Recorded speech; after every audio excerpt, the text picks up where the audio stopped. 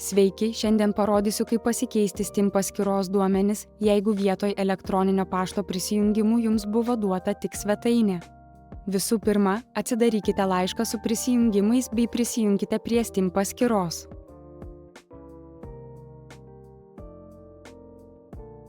Mums reikalingas patvirtinimo kodas, todėl dabar spustelkite ant duotos svetainės ir suveskite keturženklį užsakymo numerį.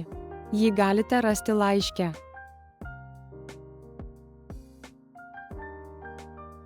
Užsakymo numerį veskite be grotažymių.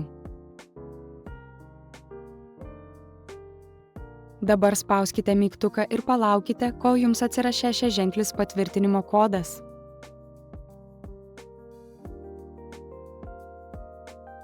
Įklijuokite šį kodą.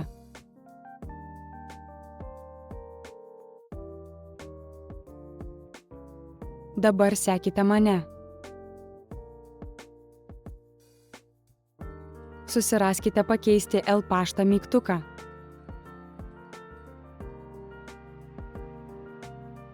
Dabar sugrįžkite atgal į svetainę bei paspauskite gauti patvirtinimo kodą mygtuką pakartotinai. Šiek tiek palaukite. Įklijuokite šį kodą.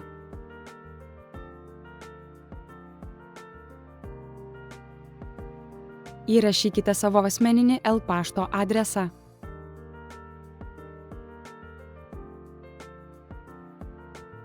Keliaukite į savo pašto dėžutę bei įklijuokite laiške nuo Steam esantį kodą. Puiku, pašto adresą pasikeitėme. Jeigu norite pasikeisti paskyros slaptažodį, sekite mano tolimesnės instrukcijas.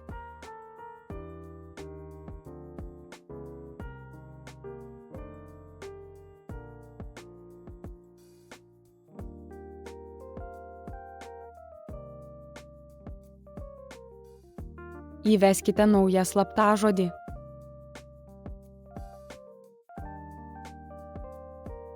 Puiku, sėkmingai pakeitėte paštą ir slaptažodį. Dabar prisijunkite prie paskyros iš naujo su naujais duomenimis. Gero žaidimo!